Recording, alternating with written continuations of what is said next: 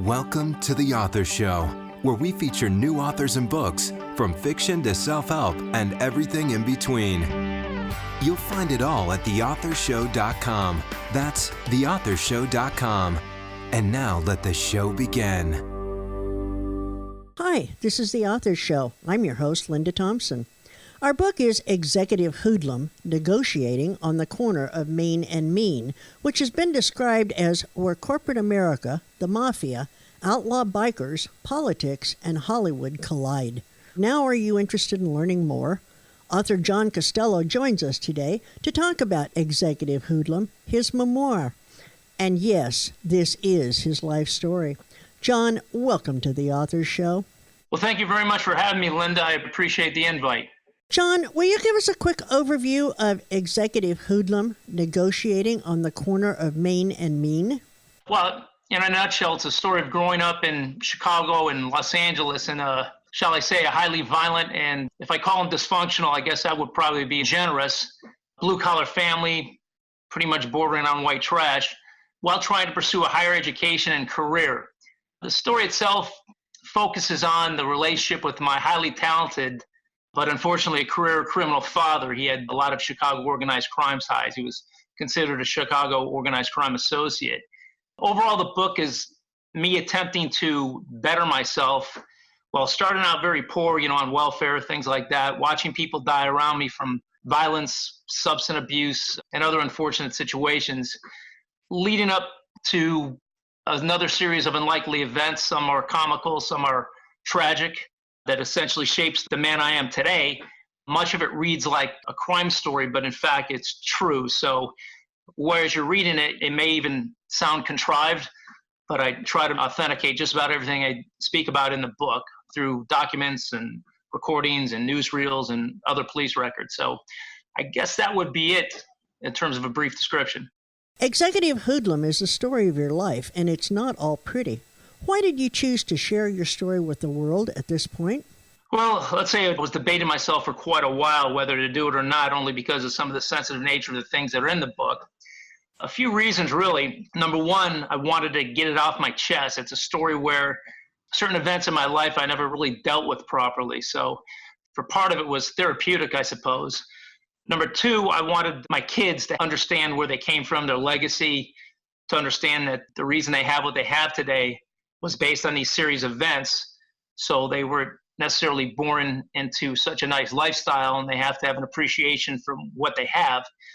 Third was my desire to help others. I was a volunteer trainer at the community center teaching kids boxing, and it's very gratifying work. And I thought if I wrote a book that could inspire somebody who may have had the odds against them succeed in life, well, then all the better. So those are essentially three reasons.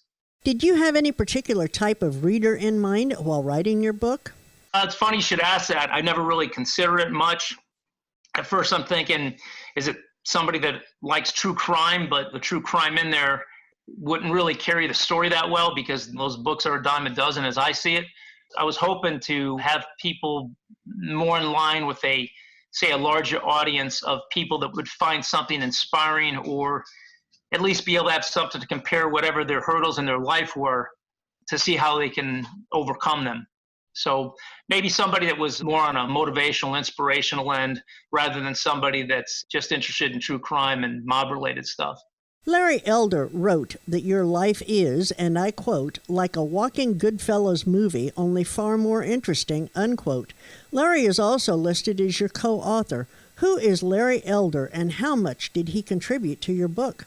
Well, interestingly enough, Larry was the one that originally gave me the idea after my 50th birthday party. He's a friend of mine for many years. I met at different social events. Larry's a syndicated talk show host and a TV personality. You'd see him quite a bit on Fox and CNN and some of the other shows. He's the one that put it forth to me originally. He was going to write it, and when I read the first couple chapters, I would go back to him and say, Larry, I would never say anything like this. I'm a guy from Chicago. This is not the way people speak in Chicago. And remember, he's from the LA Crenshaw district. And remember, he also wrote a bestseller or two himself. So it's not like the guy doesn't know how to write. He's a very established writer compared to me, who's an amateur. So we came to the conclusion that I would have to write this. And then in Larry's exact words is, John, people have to hear your voice when they're reading this. So that's how that transpired. Is Executive Hoodlum similar to anything else we may have read? I couldn't really say because most of the books I read tend to be more political books, only because I handle government relations for my company. I have read true crime before, only because, unfortunately, I know some of the people that are involved, the names and the incidents that I'm familiar with. So I really probably am not very qualified to answer that question. At what age did you decide to break away from the family tradition and pursue your education and career? When I was very young, I saw guys growing up in the streets of Chicago, and these guys were mostly blue-collar guys. A lot of them were Teamsters, union guys. And I just saw the tough work. I would work on some of these guys' crews on the weekends and sometimes during the week over the summer to make money for school.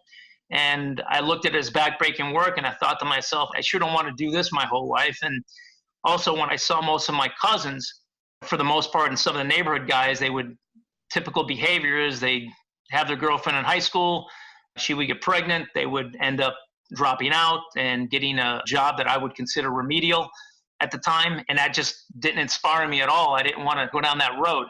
So that's why I focused on education by seeing what I didn't want to do.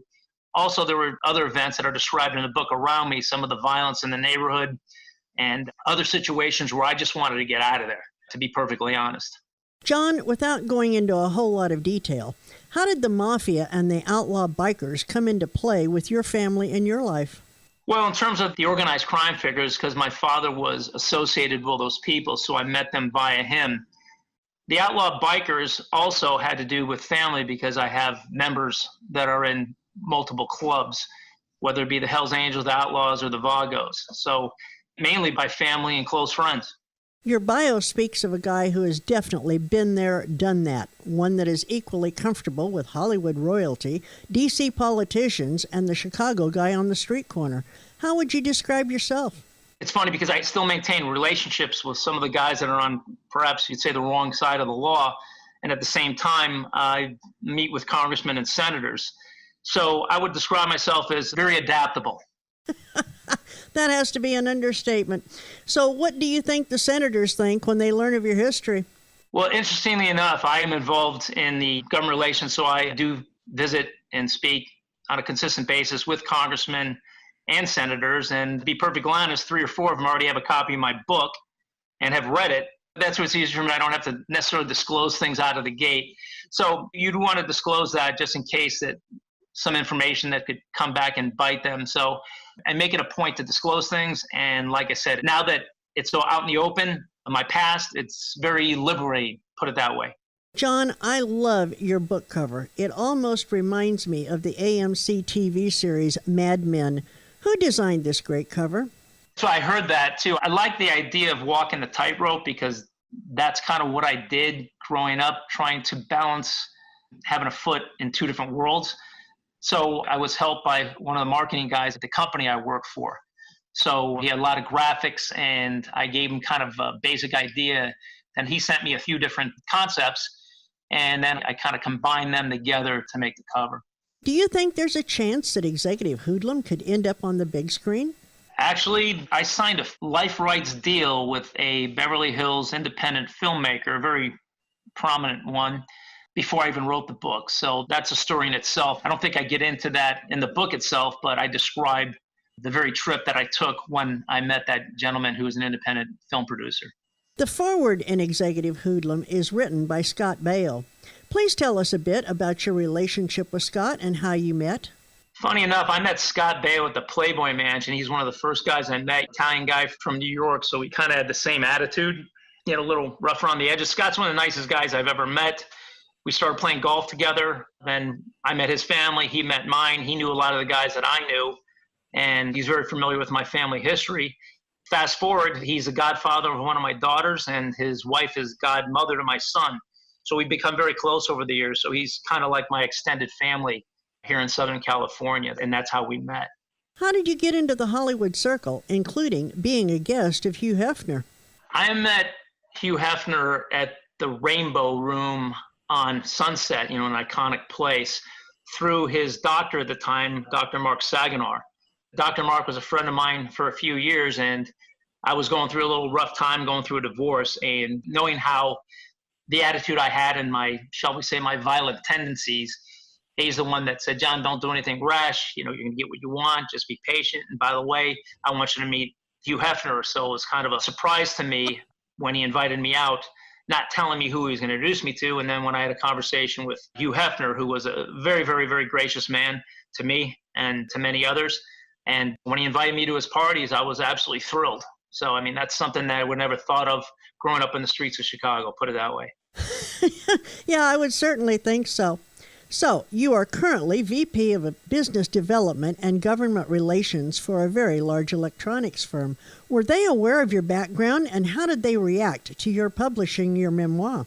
Well, I definitely had to get permission from the board of directors. And at the time, no, we were just acquired in May of last year for $10.5 billion. So I now work for a larger firm because we're a fully owned subsidiary. But the previous chairman of the board I had to get approval from, and he knew me and he knew my past. In fact, that's really addressed in one of the chapters of the book where, as I was moving up the corporate ladder, that is, the traditional way, he knew a lot of the people that I knew, and there's incidents that are described in the book that he would reel me in, if you will, and say, John, you know, you really have to be able to represent this company well, and you're going to have to keep certain people arm's distance if you want to succeed. So I did take that advice. I didn't shut the door completely because you can't get away from your family sometimes.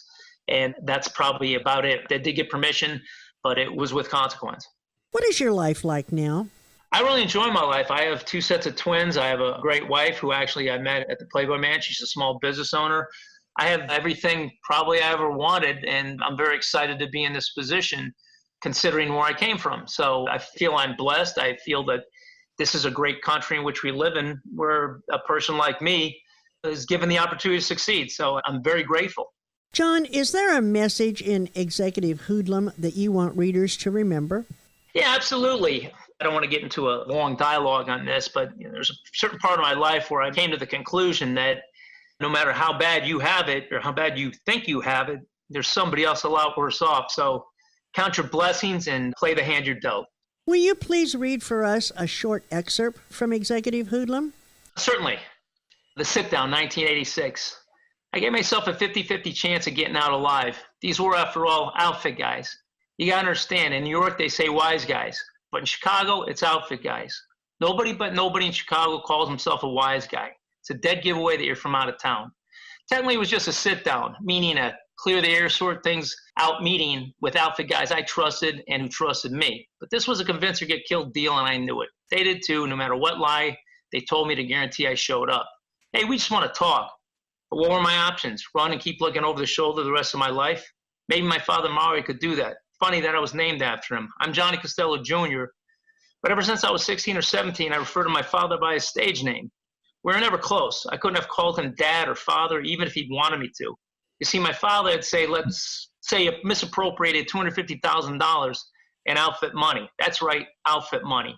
What kind of outfit guy scams other outfit guys out of $250,000? Meet Mario Cassini. He scammed the money from a mob-connected bookmaker who had pulled together some outfit guys for my father's investment opportunity. He convinced the bookie that he needed the money to produce a movie about serial killer John Wayne Gacy, and everyone's going to make a bundle of cash. In a word, they were hooked. That is until popular Chicago newsman John Bulldog Drummond, known for his investigative reporting on Chicago organized crime, unwittingly uncovered the scam. Drummond and well-known journalist Bill Curtis disclosed the story on the local news, focusing on the local businessman my father took down and going on the assumption my father was working with the Chicago outfit on the caper. But neither Drummond nor Curtis realized that the mob had also been victimized by my father. The mob investors knew it only too well, beaten out of their money, scammed like some clueless mark. But where was my father? Who knew? Not here. Probably got the hell out of town just in time. And with him gone, so far as the outfit guys were concerned, this left just one question. Was the kid involved? Wow. So, John, where can we learn more about you, and where can we purchase Executive Hoodlum, Negotiating on the Corner of Main and Mean? Yeah, I have a website. Just look up Executive Hoodlum. A lot of stuff will come up about not only my background as an author, but also my career background. That's going to pop up as well. So far, so good. Got a lot of good reviews. So I'm really looking forward to the film aspect of this. A little bit on the nervous side, though, because I'm not very experienced in this market space. John, I can't remember a time when I've talked with a more interesting author. I have a feeling that we could go on for a lot longer and still retain our audience's attention. Thank you so much for sharing your book and your life with us. Personally, I can't wait to read Executive Hoodlum. If you ever decide to write another book, will you please come back and chat with us again? I may have to. I got other things going on. Executive Hoodlum will appeal to those interested in true crime stories, mob activity, murder and mayhem, as well as anyone seeking a no-holds-barred story that describes the resilience of the human spirit. John Costello's story touches our hearts while keeping us on the edge of our seats. That was an excerpt from the back cover of John's book, and I do hope it's a good incentive for you to start reading it now. And I thank you for listening. The Author Show podcast may be accessed at any time by visiting theauthorshow.com. Plus, selected interviews can also be found on podcasting platforms such as Apple Podcast, iHeartRadio, Spotify, Google Play, and many more. Are you an author who would like to be featured on our show? Please visit theauthorshow.com and complete the interview request form so that we may contact you. Marketing is seldom easy for authors, and the Author Show is a great way to promote your work worldwide using a high-quality interview that can make a real impact for you. Please visit our site daily as we continue to introduce wonderful authors of very interesting books on The Author Show. Thanks for listening to The Author Show. Find out more about authors and their work at theauthorshow.com. Theauthorshow.com. Tune in next time to another great author on The Author Show.